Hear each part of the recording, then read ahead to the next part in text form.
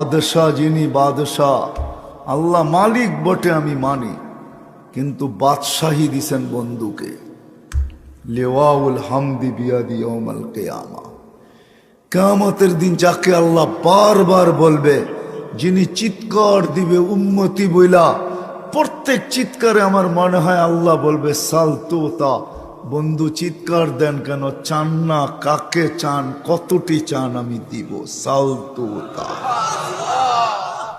কাকে চান, কতটি চান আমি দিব। আপনার সাথে ওয়াদা আমার, সালতুতা সাফি তুসাফা। কার কার ব্যাপারে সুপারিশ করবেন, কতগুলা করবেন, দিব সব। দুনিয়াতেই বইলা আসছি, আপনি দুনিয়ায় যখন ছিলেন তখনই আপনাকে শুনাইয়া দিছি, সাউফা ইউতিকা রাব্বুকা ফাতারদা, আপনাকে আমি রাজি করেই ছাড়বো, যেই কোনো মূল্যে হোক, যেই কোনো ভাবে হোক, যা দিয়া হোক, আপনাকে আমি রাজি করব। ওয়াদা হয়ে গেছে যে রসুলের হাতে কিয়ামতের মাঠ।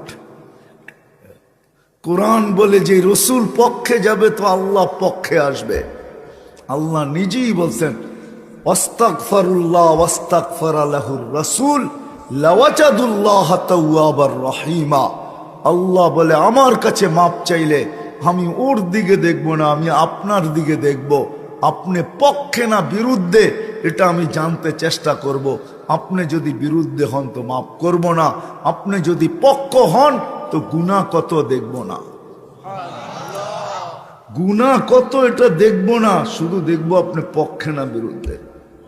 একজনও তো নাই এখানে আছে যে চুল জীবনে একবার আল্লাহ রসুলের আদর্শ মতে কাটছে। এই জন্য আজকে ভাবো যুবক, সবাইকে বলতেছি চলেন ভাবি, আল্লাহর কাছে আকর্ষণের পাত্র হব কিভাবে।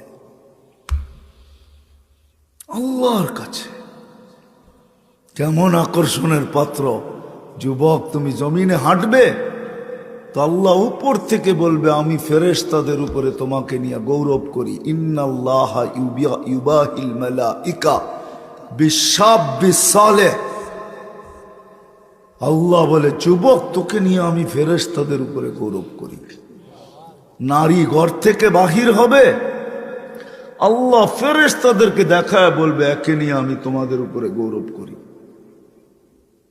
বৃদ্ধ জমিনে হাঁটবে, আল্লাহ ফেরেশতাদেরকে দেখায় বলবে, আসিরুল্লাহি ফি আরদিহি, আল্লাহর জমিনে আল্লাহর কয়েদি হাঁটতেছে, আগে পিছে সব মাফ করে